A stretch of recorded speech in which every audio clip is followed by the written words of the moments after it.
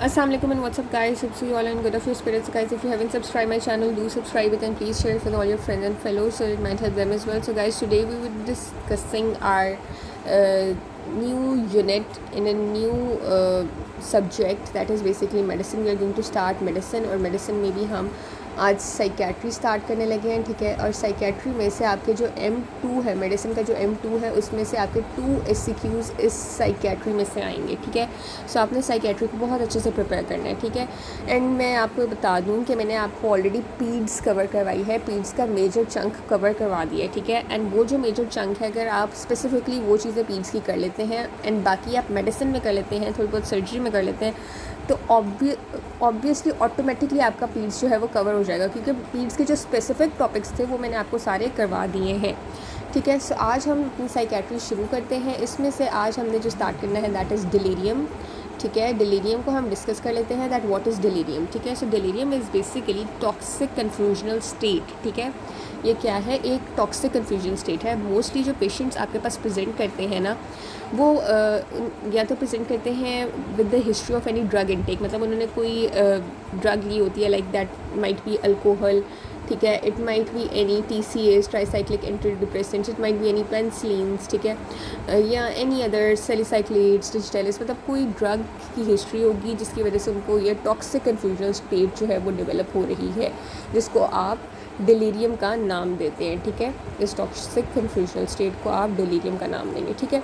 अब आपके पास ये जो मैंने आपको सबसे पहले बता दिया कि मोस्टली पेशेंट्स जो हैं उनमें ड्रग इनटेक की हिस्ट्री होती है, ठीक है। और सेकेंडली पेशेंट्स में हिस्ट्री हो सकती है विद एनी एक्यूट कंडीशन, ठीक है। उनमें कोई एक्यूट कंडीशन है जिसकी वजह से आपके पास उन पेशेंट्स में टॉक्सिक कन्फ्यूजन स्टेट या डिलीरियम जो है वो डेवलप हो रहा है। वो एक्यूट कंडीशन जो है mostly sudden onset short episode वाला होता है, ठीक है। लाइक अगर पेशेंट आपके साथ प्रेजेंट करता है इमरजेंसी में कि मुझे जो है यही टॉक्सिक कन्फ्यूजन स्टेट है along with any symptom of नकल स्टिफनेस, ठीक है, मतलब it might be case of viral meningitis, ठीक है। That is again an acute condition जो कि शुरू में ही प्रेजेंट कर लिया है उसने एंड इज़ ट्रीटेबल, ठीक है। Later on can be chronic, ठीक है। सो अगर वायरल मेनिंजाइटिस है तो उसकी वजह से डिलीरियम हो सकता है। इसके अलावा अगर कोई मेनिंजेंसेफलाइटिस का केस है जिसमें माइल्ड नेक स्टिफनेस है, ठीक है, और उसकी जो राइट डिस्क है फंडोस्कोपी पे वो भी स्वॉलन नज़र आ रही है, ठीक है। एंड इवन लेफ्ट डिस्क में भी ब्लरिंग है, या आपको इस पेशेंट में जनरलाइज्ड टोनिक-क्लोनिक सीजर्स भी नज़र आए हैं। सो मेनिंजेंसेफलाइटिस के केस में भी डिलीरियम होता है, ठीक है। इसके अलावा मोस्ट कॉमनली ना मैं आपको बता दूँ कि बहुत ज़्यादा चांसेस होते हैं किडनी मैल फंक्शन के केसेस में, ठीक है, कि उन पेशेंट्स में जिनमें किडनी मैल फंक्शन होना, उनके अंदर डिलीरियम डेवलप होने के बहुत ज़्यादा चांसेस होते हैं। लाइक आपके पास जो पेशेंट्स होते हैं जिनमें रीनल इंसफिशिएंसी होता है, जो हाइपरटेंसिव होते हैं और वो इमरजेंसी में प्रेजेंट करते हैं, उनमें डिलीरियम देखने को मिल सकते हैं। या जो बहुत ज़्यादा किसी क्रॉनिक रीनल फेलियर में है तो उनमें भी जो है वो डिलीरियम जो है वो डेवलप हो सकता है। अब मोस्टली जो इसके अंडरलाइन कॉजेज़ हैं वो पहले मैं आपके साथ डिस्कस कर लेती हूँ कि क्या क्या हो सकती हैं, what are the underline causes of delirium. Okay, so हमारे पास अंडरलाइन कॉजेज़ क्या हो सकती हैं? सो अंडरलाइन कॉजेज़, एक तो मैंने आपको बताया कि किसी ड्रग की वजह से हो सकता है, ठीक है, या कोई एक्यूट कंडीशन है, या कोई मेटाबॉलिक कॉज भी हो सकती है, ठीक है। मेटाबॉलिक कॉज लाइक अगर पेशेंट जो है हाइपोक्सिया में है, या उसको कार्बन डाइऑक्साइड नार्कोसिस है, हाइपोग्लाइसीमिया का शिकार है, ठीक है, या उसकी इलेक्ट्रोलाइट इम्बैलेंस है, या कोई हेपेटिक एन्सेफेलोपैथी की केस है, तो ये सारी मेटाबॉलिक कॉजेज़ हैं जिसकी वजह से आपके पास डिलीरियम हो सकता है। इसके अलावा और क्या कॉज हो सकती है कि अगर ड्रग एंड पॉइजन्स के अलावा पॉइजन्स और ड्रग्स का मैंने आपको बता दिया है, या हाँ अगर कोई न्यूट्रिशनल डेफिशिएंसी है, ठीक है, न्यूट्रिशनल डेफिशिएंसी का कोई केस है, ठीक है, लाइक थायमिन की डेफिशिएंसी, नियासिन की डेफिशिएंसी, प्रोटीन की डेफिशिएंसी, उसमें भी डिलीरियम हो सकता है, ठीक है। लाइक इसके अलावा आपके पास कोई एंडोक्राइन कॉज है, ठीक है, तो endocrine cause can also cause delirium, ठीक है, यानी toxic confusion state. Endocrine disorders like thyroid का डिसऑर्डर है, पैराथायरॉयड, एड्रीनल, पिट्यूटरी डिसऑर्डर्स की वजह से भी डिलीरियम आपको नज़र आ सकता है पेशेंट में, ठीक है।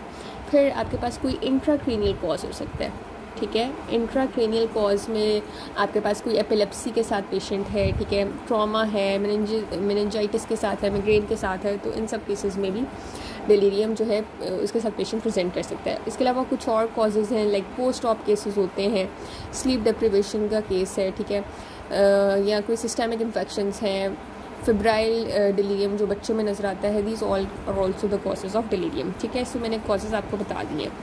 अब मैं आपको बताती हूँ कि किस तरह से आप इस केस को इन्वेस्टिगेट करेंगे। अच्छा, इससे पहले कि मैं आपको इन्वेस्टिगेशंस बताऊँ कि आपने कौन कौन सी इन्वेस्टिगेशंस करानी है, मैं आपको ये बता दूँ कि और क्या फ़ीचर्स होते हैं या मेंटल स्टेट एग्जामिनेशन और क्या आपको डिलीरियम के केस में मिल सकती है। ठीक है, मतलब आप कह सकते हैं क्लिनिकल फाइंडिंग्स क्या होंगी डिलीरियम के केस वाले पेशेंट में। ठीक है, सो इसमें मोस्टली ड्राउजीनेस के साथ पेशेंट प्रेजेंट करेगा। ठीक है, ड्राउजी होगा, डिसओरिएंटेड होगा। ठीक है, डिसओरिएंटेड होगा, ड्राउजी होगा। ठीक है, इसके अलावा ग्लोबल इम्पेयरमेंट होगी ऑफ कॉग्निटिव फंक्शन। ठीक है, ग्लोबल इम्पेयरमेंट होगी ऑफ कॉग्निटिव फंक्शन। ठीक है, मतलब उसका कॉग्निटिव फंक्शन यानी उसका कॉग्निटिव फंक्शन जो है दैट इज़ इम्पेयर्ड। ठीक है, इसके अलावा और क्या आपके पास क्लिनिकल फाइंडिंग्स हो सकती हैं, like patient might to present with any clouding of consciousness. ठीक है, यानी क्लाउडिंग है उसको कॉन्शियसनेस की,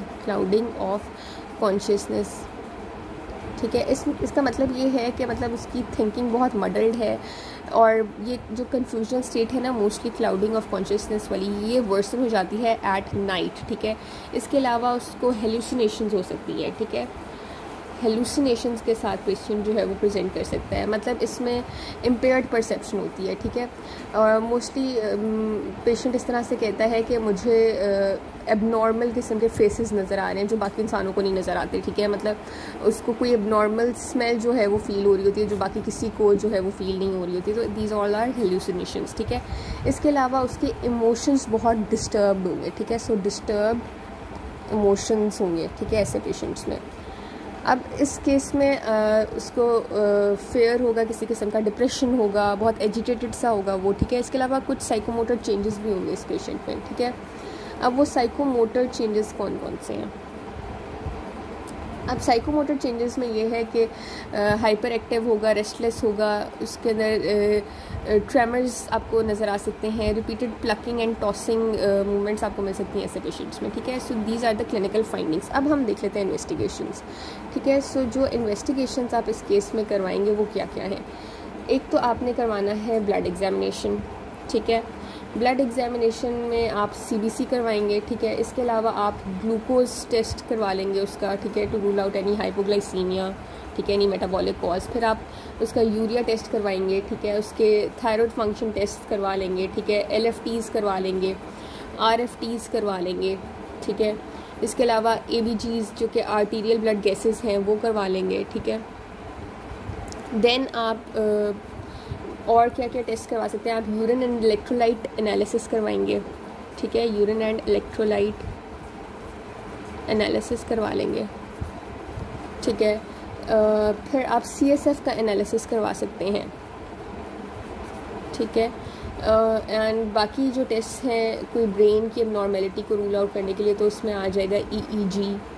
इसके अलावा क्रेनियल CT स्कैन करवा लेंगे। ठीक है, इसके अलावा आपने MRI भी करवा सकते हैं इस पेशेंट का। ठीक है, एंड फिर चेस्ट की इन्वेस्टिगेशंस में आप रेडियोग्राफ एंड ECG करवा लेंगे। ठीक है, रेडियोग्राफ एंड ECG करवा सकते हैं। ठीक है, फिर आप किस तरह से इस पेशेंट को ट्रीट करेंगे। ठीक है, सो ट्रीटमेंट में तो सबसे पहले तो आप उसकी हिस्ट्री एंड क्लिनिकल एग्जामिनेशन करेंगे, मतलब मैनेज किस तरह से करेंगे, आप उसकी हिस्ट्री लेंगे, उसका क्लिनिकल एग्जामिनेशन करेंगे, ये सारे क्लिनिकल फाइंडिंग्स वगैरह भी देख लेंगे उसमें। ठीक है, फिर आपने उसका एक जनरल ट्रीटमेंट होगा, फिर उसके बाद स्पेसिफिक ट्रीटमेंट होगा। ठीक है, सबसे पहले जनरल ट्रीटमेंट आप क्या करेंगे। जनरल ट्रीटमेंट ये है कि आपने उसकी जितनी भी ड्रग्स हैं उसको विड्रॉ करना है। ठीक है, उसकी केयरफुल नर्सिंग करनी है, उसको रीहाइड्रेट करना है, एंटीपायरेटिक्स देने हैं उसका फीवर कंट्रोल करने के लिए, उसकी न्यूट्रिशन आपने बेहतर करनी है। ठीक है, अगर कोई उसको प्रेशर सोर्स हैं या फॉल्स हैं तो वो आपने उसके प्रिवेंट करने हैं। ठीक है, फिर आपने उसको एक पूरे रोशनदान किस्म के कमरे में रखना है जहाँ पुरसकून माहौल हो। ठीक है, ये एक जनरल ट्रीटमेंट हो गया। ठीक है,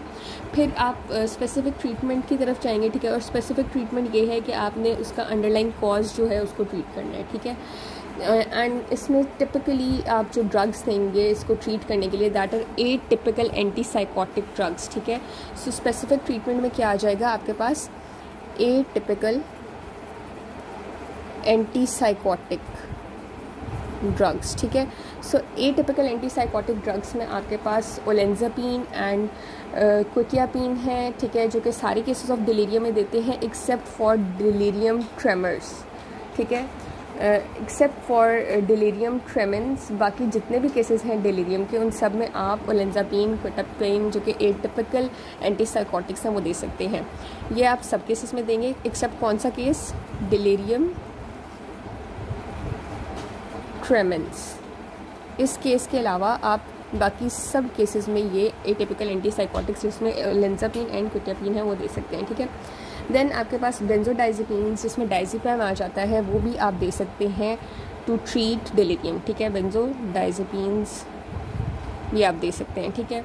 एंड ये बेसिकली ट्रीट करता है इस डिलीरियम ट्रेमेंस वाले स्पेसिफिक केस ऑफ डिलीरियम को जिसको ये बाकी एटिपिकल एंटीसाइकोटिक्स ट्रीट नहीं करती, ठीक है। आई होप आपको ये टॉपिक क्लियर हो गया है। Thanks for watching.